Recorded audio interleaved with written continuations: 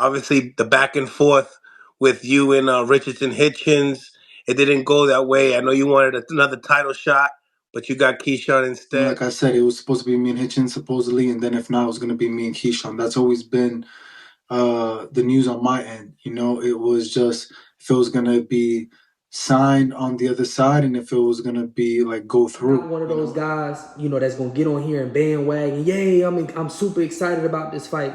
I'm not. I'm excited about this fight because Jamaine Ortiz is getting an opportunity. He deserves an opportunity. He's always willing to fight the best. He's always willing to take the hardest test, and that's something that I commend in a fighter. I would have rather seen him get in there with Richardson Hitchins. Where he actually had something to gain. And the same thing for Richardson Hitchins. He would have had something to gain because, you go in there and put on a performance against a guy like Jamaine Ortiz in a similar fashion that you did with Cambosis, your stock go through the roof. For the life of me, I just can't understand why a guy with this much skill, this much talent is not willing to put it on display for the public. I just don't understand it.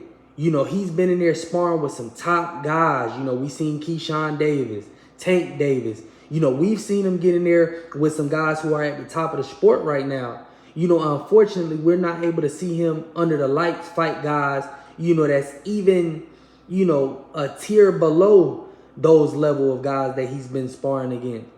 For me, it's just disappointing. Tall for the weight class, long reach. His ability to box in there. His ability to fight stepping back. What I seen in that Cambosis fight was a Richardson Hitchins that's a little less risk adverse.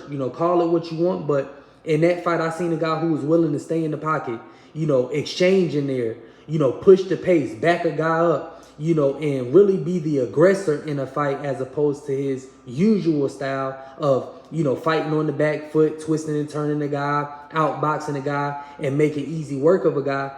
I actually enjoyed him putting a beating on Cambosis because I'm like, this the Hitchins that we need to see. Especially as champion at the 140-pound division. He keep fighting like this, fine-tuning that style of fighting, especially in these training camps. This is going to be a Richardson Hitchins that, we're going to see get better and better and better. But just, unfortunately, he's not willing to mix it up with guys that the fans want to see him mix it up with.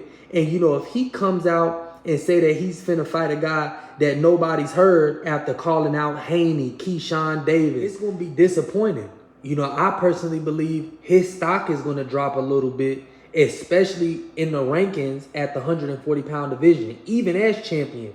Keyshawn Davis is a guy you got to give all the respect in the world to. Moving up from 35, first fight at 140, taking on a guy like Jamaine Ortiz. Jamaine Ortiz is not a slouch.